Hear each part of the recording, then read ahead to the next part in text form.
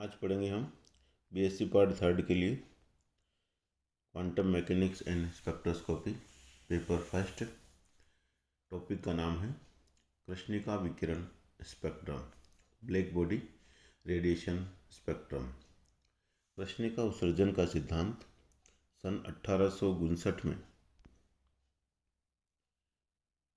Kirchhoff ने द्वारा किया गया।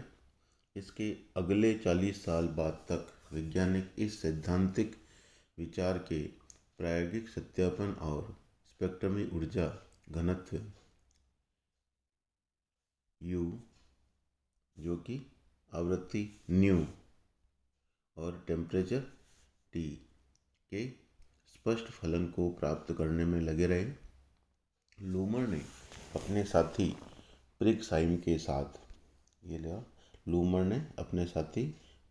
के साथ मिलकर 1899 में एक ऐसा कृष्णिका विकिरण तैयार किया जो काफ़ी लंबे तापमान पर -128 डिग्री सेंटीग्रेड से 1600 डिग्री सेंटीग्रेड में काम करने में सक्षम था। उन्होंने इस तापमान परास के भिन्न भिन्न तापों पर कृष्णिका से उत्सर्जित विकिरणों के स्पेक्ट्रमी ऊर्जा वितरण का प्रायोगिक अध्ययन किया। आगे चलने से पहले हम एक वर्णीय स्पेक्ट्रमी उत्सर्जन क्षमता कैपिटल E न्यू और टी का यानी आवृत्ति और ताप का जो फलन है को परिभाषित करते हैं। एक वर्णीय स्पेक्ट्रम उत्सर्जन क्षमता E spectral emissive power E कृष्णिका से प्रति सेकंड प्रति एकांक क्षेत्रफल तथा प्रति एकांक आवृत्ति से उत्सर्जित ऊर्जा की कुल मात्रा स्पेक्ट्रमी उत्सर्जन क्षमता E कहलाती है। इसे तरंगदैर्ध्य के लिए E ब्रैकेट में लैम्डा T से दर्शाते हैं।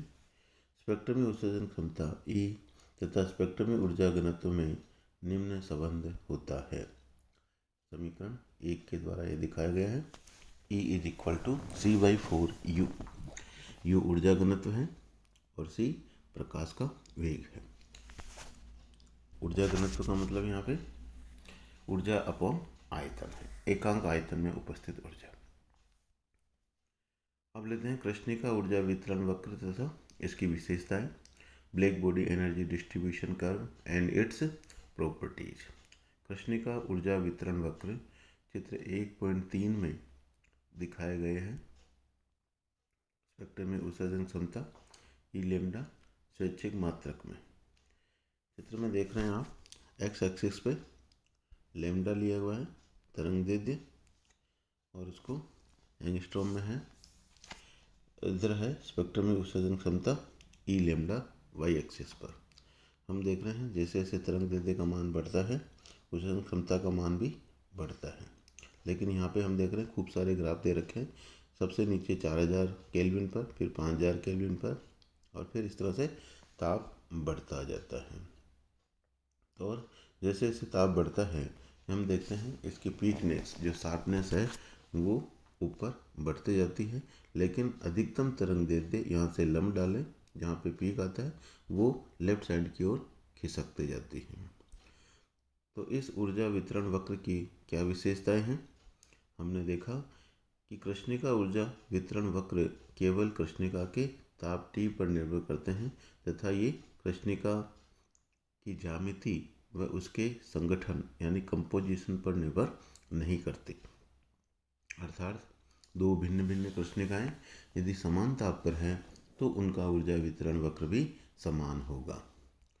दूसरा पॉइंट है ऊर्जा वितरण वक्र सतत होता है, कहीं ब्रेक नहीं है, कंटिन्यूस है।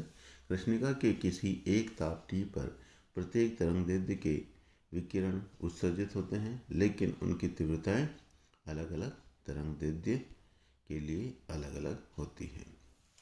तीसरा पॉइंट है ऊर्जा वितरण वक्र लैम्डा = 0 से प्रारंभ होता है तथा तरंगदैर्ध्य लैम्डा का थोड़ा सा मान बढ़ने के साथ ही स्पेक्ट्रम में ऊर्जा क्षमता E लैम्डा का मान तेजी से बढ़ता है। एक विशेष तरंगदैर्ध्य लैम्डा m के लिए E लैम्डा का मान अधिकतम E लैम्डा m होता है और फिर तरंगदैर्ध्यों lambda greater than lambda m के लिए ई लेमडा का मान धीरे धीरे घटता चला जाता है। लेमडा के काफ़ी अधिक मानों के लिए यह शून्य की तरफ बढ़ता है। चौथा पॉइंट है, कृष्णिका का तापमान बढ़ने पर प्रत्येक तरंगदैर्ध्य की संगत स्पेक्ट्रम में उत्सर्जन क्षमता का मान भी बढ़ता है। पांचवा है वीन का विस्थापन नियम। कृष्णिका का तापमान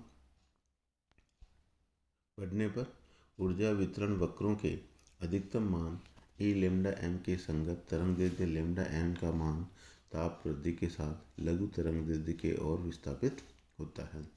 यानी हम कह सकते हैं अधिकतम तरंगदैर्ध्य लेमडा एम वो ताप के व्युत्क्रमणानुपाती होता है, और हम क्रॉस गुणा करें तो lambda M T equal to constant B, जहाँ बी एक स्थिरांक है और ये वीन नियतांक कहलाता है। वीन का और इसका मान जो है वीन वैज्ञानिक ने निकाला, Wien is equal to 2.898 into 10⁻³ metre into kelvin. Wien का विस्थापन नियम के नाम से हम इसको जानते हैं, और वीन ने 1893 में इसका प्रतिपादन किया था। छठा पॉइंट है तरंगदैर्ध्य लेमडा एम के संगत अधिकतम उत्सर्जन क्षमता ई लेमडा एन का मान परम ताप के पंचम घात के समानुपाती होता है। E lambda m proportional to T⁵5। और सातवां पॉइंट है स्टीफन बोल्ट्जमान मान का नियम।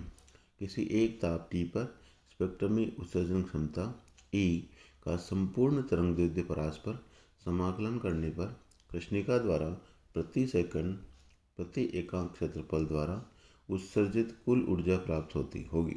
इसे कृष्णिका के लिए कुल उत्सर्जन क्षमता कैपिटल E कहते हैं।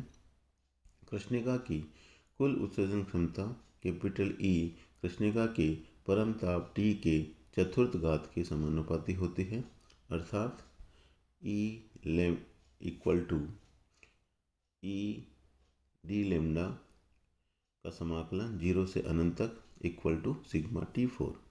और इस तरह से E is equal to sigma T4 क्या कहलाता है, स्टीफन बोल्ट्जमान का नियम कहलाता है। और यहाँ पर स्थिरांक सिग्मा को स्टीफन नियतांक कहते हैं, और इसका मान sigma is equal to 5.67 into 10⁻⁸ watt पर मीटर स्क्वायर पर केल्विन 4 होता है। तो इस तरह से हमने यहाँ पे देखा कि ये जो ग्राफ है कृष्णिका का उत्सर्जन वितरण वक्र, उससे कितने सारे पॉइंट हमारे पास बनते हैं, और ये कृष्णिका विकिरण स्पेक्ट्रम कहलाता है।